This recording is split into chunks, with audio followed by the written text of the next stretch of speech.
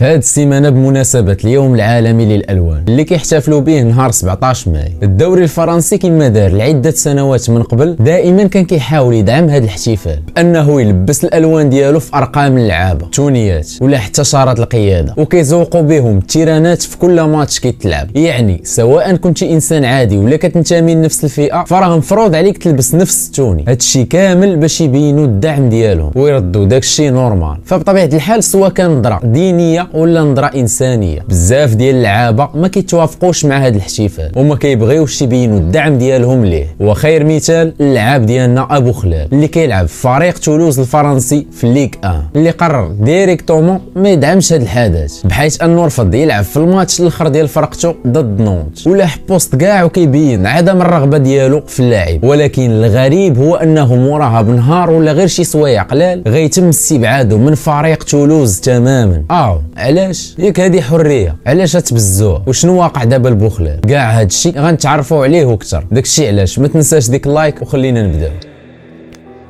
غنبداو من الاول، زعما علاش هما كيحتفلوا بهذا النهار ديال 17 ماي وعلاش الدوري الفرنسي كيدير جوله كامله للدعم ديالو. الامر راجع لانه في 1990 المنظمه العالميه للصحه ما بقاتش كتعتبر الالوان على انه مرض عقلي بل كتعتبره كخيار، وفي 2005 غيبداو يحتفلوا كل عام ب 17 ماي اللي كان هو النهار اللي ما بقاوش كيعتبروه فيه كمرض، وبقات هكا من ديك الوقت حتى لدابا. ولكن السنوات الاخيره معظم الدوريات ولاو كيبينوا الدعم ديالهم ليهم، ولكن على راسهم الدوري الفرنسي بحيث انه مشى بعيد. فعلى خلاف الدوريات الاخرى كيبزز على كل فرد من الفريق يبين دعمه ليهم. مثلا الدوري الانجليزي كتلقى غير شارات القياده هي اللي فيها الالوان، ولكن الا كنتي مثلا لاعب مسلم ولا عندك معتقد ضد الالوان فراه من حقك ما تبين حتى شي دعم. لكن فرنسا كتبزز على اي لاعب يلبس الالوان في الرقم ديالو في التوني. كنتي مسلم ولا كان المعتقد ديالك ضد هذا الشيء خاصك تلبسه، يعني بزز ولا بالخاطر خاصك تدعمهم. الحاجه اللي غير منطقيه كيفاش هي حريه وخاصك تحترمهم وفي نفس الوقت كيبزوا عليك تدعمها. وهنا فين خصنا نرجعوا شويه للور ونلاحظوا واحد الموقف مماثل اللي هو ديال ادريسا غاناغي. غتكون عاقل عليه، اللاعب ديال باريس سان جيرمان اللي كيلعب في الميليو، اللي في 17 ماي من العام اللي فات رفض يلعب مع الفريق ديالو وصرح بانه السبب كان شخصي وما بغاش يقول لهم علاش. والسبب الرئيسي هو ان ادريسا لاعب مسلم ورفض كليا يدعم منظمه الالوان. والغريب انه مورا هذه الواقعه ما بقاش كيشارك مع الفريق. وشنو اللي وقع في الاخر د العام؟ غيمشي من باريس سان جيرمان لايفرتون. بزاف قالوا ان السبب هو الحركه اللي دار بالضبط. عرفكم بزاف كتسالوا على حكيمي. حكيمي الماتش اللي فات لعب بالتوني والرقم ديالو مطبوع بالالوان. يمكن تاخذ هذا القرار باش ما يزيدش الصداع ضده، فالرفض ديالو يقدر ياثر على الكارير ديالو بالسلب، لا سيما ان حكيمي كاع الانظار متوجهه ليه واي خطوه غيتحاكم عليها بالاضعاف. وهنا فين غندوزو للموقف ديال زكريا بوخلال اللي ماشي غير رفض يلبس التوني بل حط